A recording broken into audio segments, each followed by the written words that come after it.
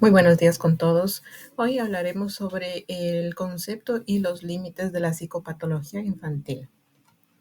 La psicopatología constituye uno de las disciplinas fundamentales dentro del ámbito de psicología y la psiquiatría, encargada del estudio de los trastornos mentales, sus síntomas, causas, evolución y tratamientos.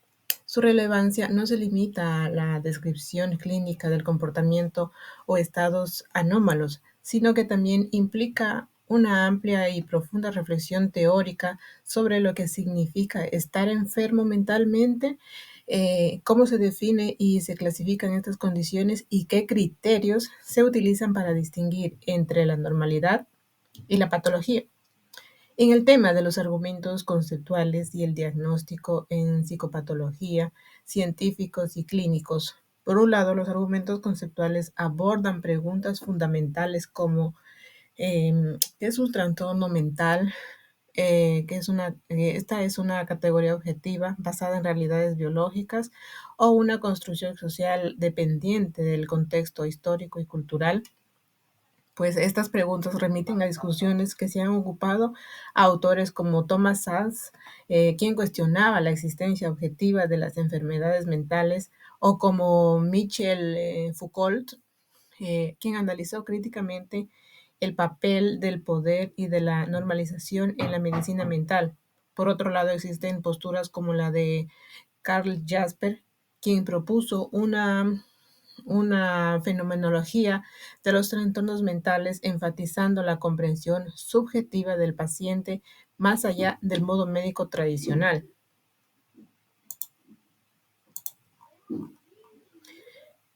Vamos a dar un breve concepto de lo que es psicopatología infantil, ya que esta es una rama de la psicología que se encarga del estudio de los trastornos mentales y del comportamiento de la infancia y la adolescencia. Su objetivo es comprender las manifestaciones clínicas del malestar psíquico en estas etapas del desarrollo y también identificar sus causas, describir sus síntomas y proponer estrategias de diagnóstico, intervención y prevención adecuadas a la edad y al contexto del niño o del adolescente. Como sabemos, la psicopatología infantil no se limita a aplicar los mismos criterios diagnósticos utilizados en adultos, y ya que reconoce que el desarrollo psicológico, neurológico y emocional del niño es un proceso dinámico y complejo. Por ejemplo, o por ello, los síntomas en un adulto podrían considerarse patológicos como los cambios de humor, la inestabilidad atencional o conductas desafiantes. Esto puede ser parte o formar parte del desarrollo normal de ciertas etapas infantiles, mientras que otras señales más sutiles pueden ser indicativas de un trastorno en los primeros años de vida. Estas áreas contemplan una amplia gama de trastornos, entre ellos trastornos de neurodesarrollo, como el trastorno del espectro autista, el trastorno del comportamiento y problemas de aprendizaje, entre otros. El estudio de la psicopatología infantil es de suma importancia porque una detección temprana de una intervención oportuna pueden cambiar radicalmente el curso del desarrollo del niño, evitando que los problemas se agraven o persistan en la adultez. Además, permiten una mejor comprensión de las interacciones entre factores biológicos, familiares, escolares y sociales que incluyen en la salud mental infantil. Tenemos por otra parte los factores que influyen en la psicopatología infantil. Es el resultado de la compleja interacción entre factores biológicos, psicológicos y sociales ambientales. Estos factores no actúan de manera aislada, sino que se interrelacionan constantemente, moldeando el desarrollo del niño y de su vulnerabilidad o resiliencia ante diversos trastornos mentales. A continuación les voy a explicar brevemente estos tres grandes grupos de factores. Entre ellos tenemos el primero, que es el factor biológico.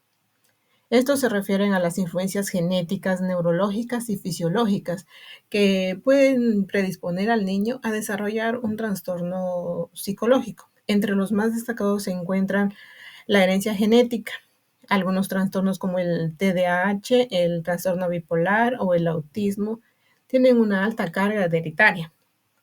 Por otro lado, tenemos los factores psicológicos. Estos factores están relacionados con las características individuales del niño, como su temperamento y sus experiencias tempranas.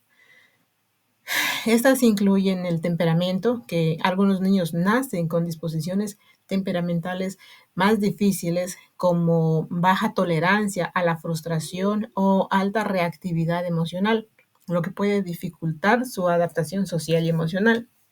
Está también el estilo de apego, que un apego inseguro, especialmente si es el resultado de una relación disfuncional con los cuidadores principales, puede aumentar el riesgo de ansiedad, de depresión o trastornos de personalidad en etapas posteriores. Por otro lado está el autoestima y habilidades de afrontamiento, el cual un niño con baja autoestima o con estrategias poco efectivas para manejar el estrés puede ser más vulnerable a trastornos emocionales. Y por último, de los factores tenemos el factor social y ambiental. El entorno social y cultural en el que el niño se desarrolla también tiene un impacto decisivo en su salud mental. Algunos de ellos factores son el contexto familiar, entre la dinámica familiar que están los conflictos constantes, la negligencia, estilos parentales autoritarios o permisivos, así como la salud mental de los padres, influyen directamente en el bienestar psicológico del niño. Condiciones socioeconómicas como la pobreza, el desempleo de los padres o el acceso limitado a servicios de salud y educación genera un estrés crónico que puede afectar negativamente el desarrollo emocional del niño. Y por último está el entorno escolar. Entre ellos tenemos los problemas como el bullying, la presión académica excesiva o un ambiente escolar poco inclusivo pueden desencadenar síntomas ansiosos o depresivos.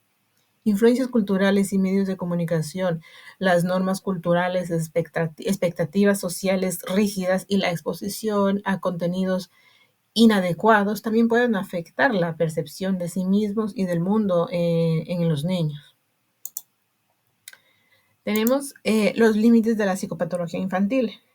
Aquí nos preguntamos cuándo una conducta es patológica.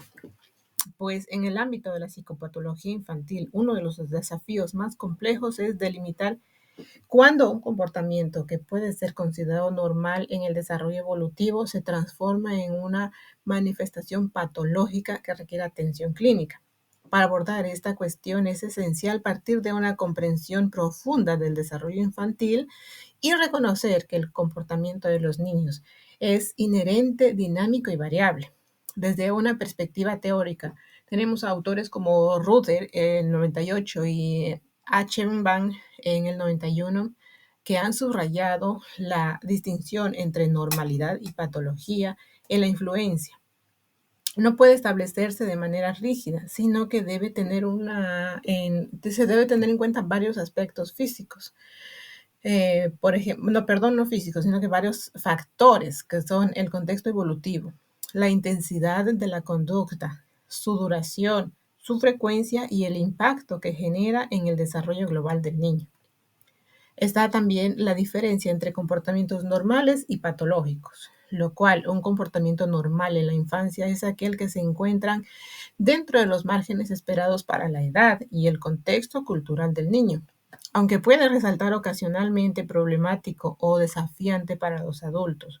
Por ejemplo, las rabietas en un niño pequeño son normales, dado que aún está desarrollando su capacidad para gestionar emociones.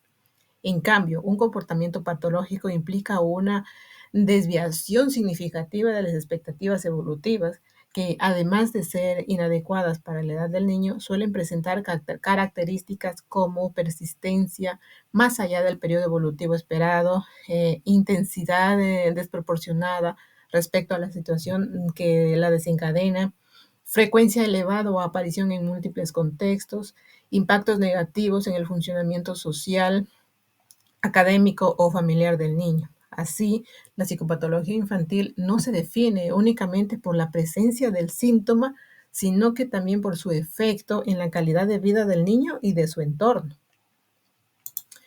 Seguimos con las conclusiones que podemos decir o podemos concluir sobre este tema que la psicopatología infantil es una disciplina esencial dentro del campo de la salud mental que se dedica a comprender, identificar y tratar los trastornos psicológicos que manifiestan durante la infancia y la adolescencia. Su importancia radica en que aborda no solo los síntomas observables del malestar psíquico, sino que también los procesos subyacentes que los originen, considerando al niño como un sujeto en desarrollo con particularidades cognitivas, emocionales y sociales que lo diferencian profundamente del adulto. Desde un enfoque contemporáneo, el concepto de psicopatología infantil se ha enriquecido con aportes de diversas corrientes teóricas y disciplinas como la neurociencia, la psicología del desarrollo, la psiquiatría, la pedagogía y la sociología, lo que ha permitido comprender los trastornos mentales infantiles desde una perspectiva más integral, dinámica y contextualizada. Pero no obstante, este avance ha venido acompañado de una creciente conciencia sobre los límites y desafíos de esta disciplina. Entre los principales límites de la psicopatología infantil se encuentran la dificultad de establecer criterios diagnósticos universales debido a la variabilidad del desarrollo infantil y a las diferencias culturales. En conclusión, el concepto de psicopatología infantil debe comprenderse como una herramienta clínica y teórica en permanente revisión, abierta a los avances científicos, pero también sensible a las dimensiones éticas, culturales y sociales del desarrollo infantil. Reconocer sus límites no significa desvalorizarla, sino también favorecerla como campo de conocimiento y práctica, capaz de responder de manera más humana, justa y eficaz a los desafíos que plantean el sufrimiento psíquico en la infancia. Muchas gracias. Es todo lo que puedo compartir con ustedes en este trabajo.